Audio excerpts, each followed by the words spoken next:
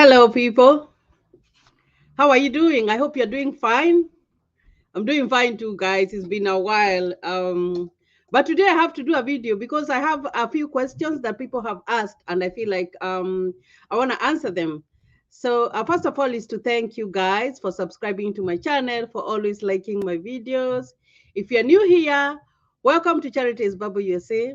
If you haven't subscribed and you're still thinking about it, please consider subscribing. We are almost 4,000, guys. I really do appreciate you. So today I am going to talk about four questions. There is one for the case number. There's another one for the passport. No, actually it's three questions, but the passport has got two questions. And I'm going to talk about marriage, because there's this person who sent me a message, and they were like, if they win when they get the second notification letter, this is the DV 2022 person, when they get the second notification letter, their spouse does not want to come in. He doesn't want to move from his country to come and live in the US.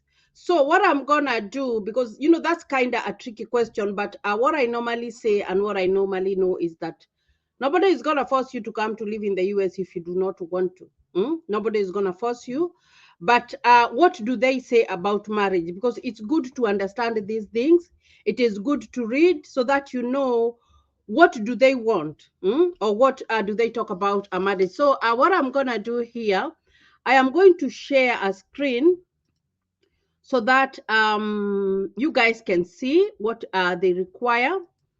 So it's a Chrome tab here. So I'm just gonna share this the DV instructions, because they're almost the same. US Department of State. This one is the for DV 2023 is the current one. So I'm gonna read the current one, because normally whatever happens or what they talk about is always the same. And I am going to go to, first of all, let me address one more question about the email address, because I've seen the question about the email address, whereby, and I think I should make it a little bit bigger. I hope that it's going to be a little bit bigger. There, I'm going to make it up to 200. Now let's talk about, let's look at the email address. I'm reading this document. It's a travel.state.gov. So when you go there and you type DV lottery instructions, you will find this document. And I'm going to read from there so that you guys can understand better. So an email address which you have direct access and will continue to have direct access through May of next year. So that's very important. So if you check your entrance status, check in May and learn that you have been selected, you will later receive a follow-up email communication from the Department of State, which details if an immigrant visa interview becomes available. So this is all about waiting. I always talk about waiting. So the Department of State will never send you an email telling you that you have been selected for a DV program. So watch out for those people who will send you emails and they tell you that you've been selected, because they will never, and they have underlined this one.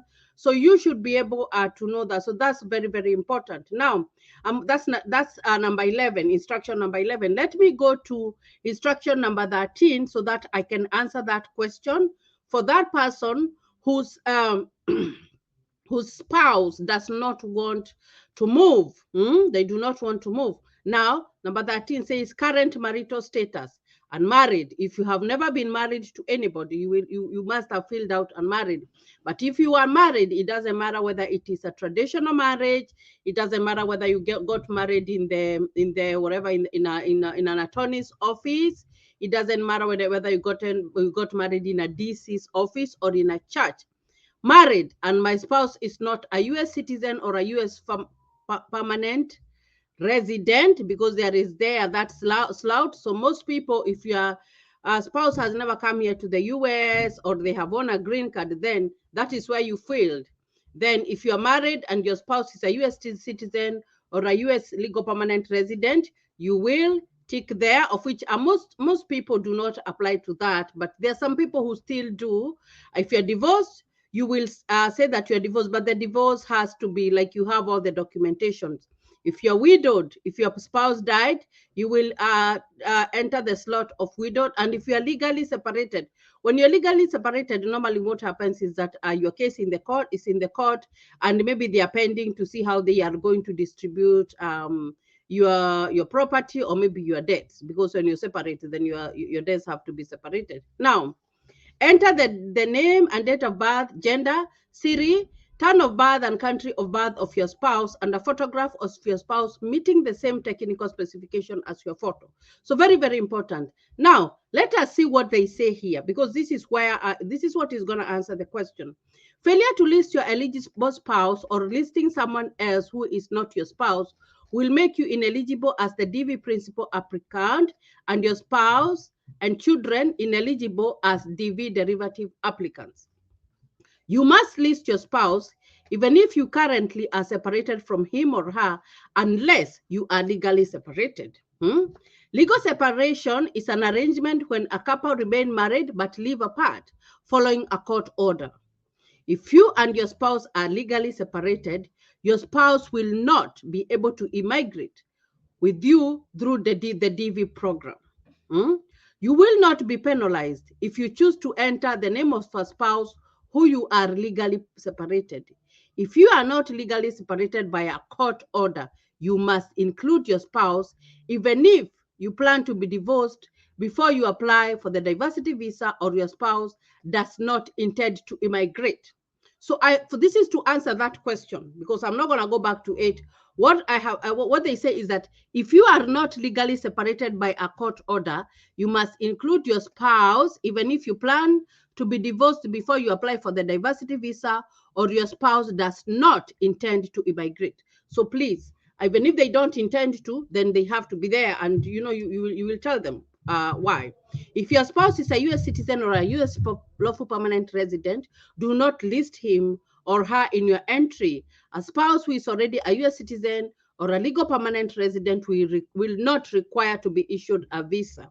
Therefore, if you select married and my spouse is a U.S. citizen or a U.S. LPR on your entry, you will not be prompted to include further information on your spouse. So it's very, very, very, very important for you to list your spouse. If you're married, it doesn't matter, because Africans, we get married in the traditional way.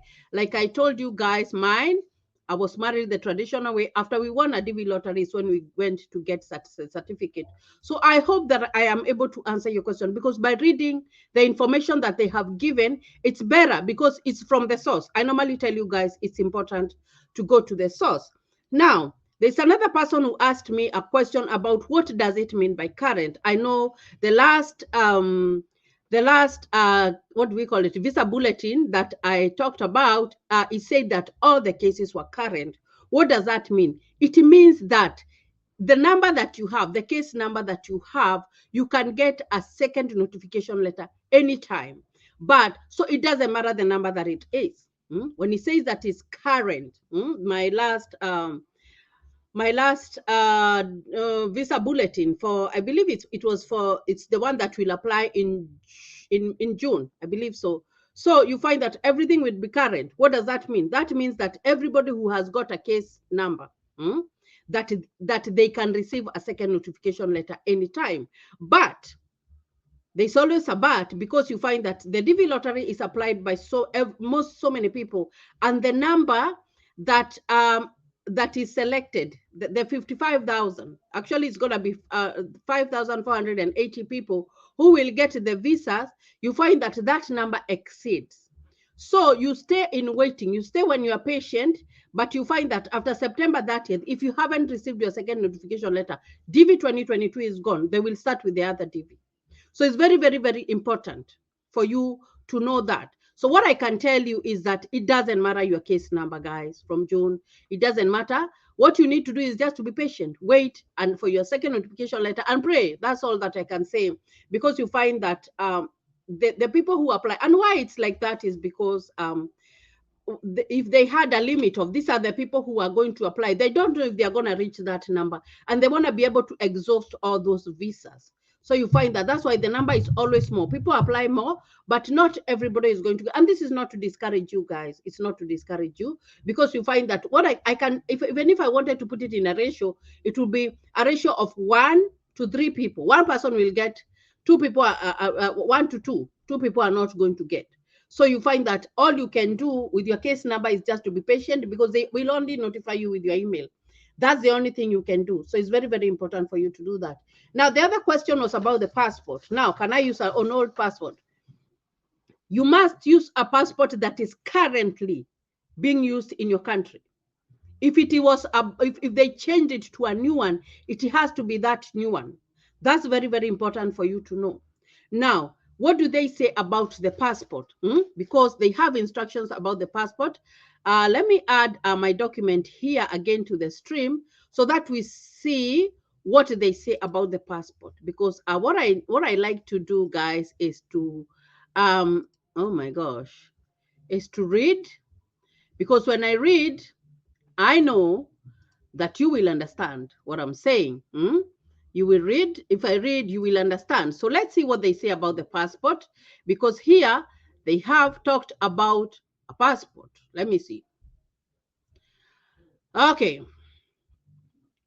The passport number, country of issuance. This is instruction number 7. The passport number, country of issuance, and expiry date of your valid and expired international travel passport.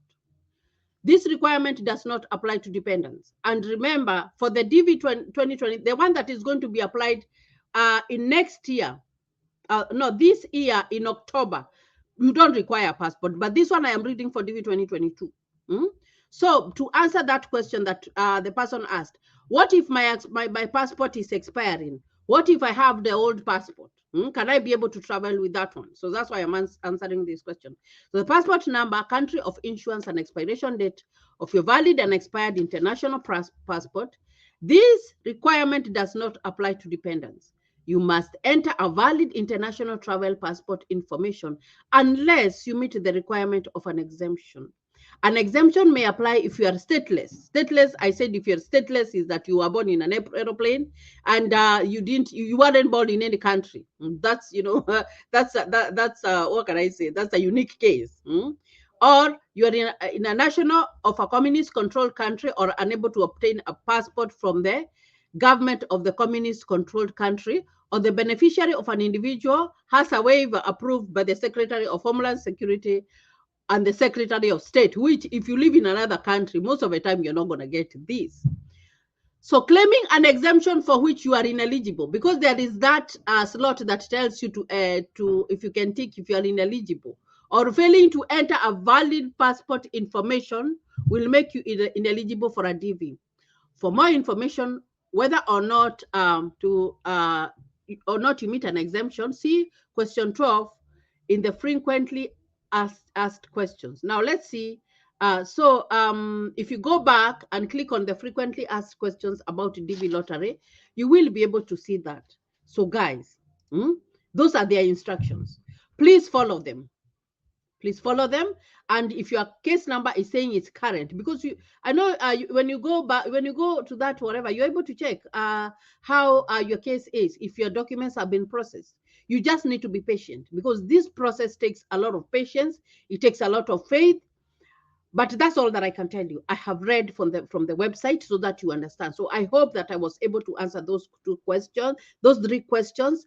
And I hope that those guys who asked those questions are going to watch that video. So guys, continue watching my videos. I am going to release another one maybe for tomorrow, because I'm not very busy today and tomorrow. So I will see you in another video. Thank you and God bless you.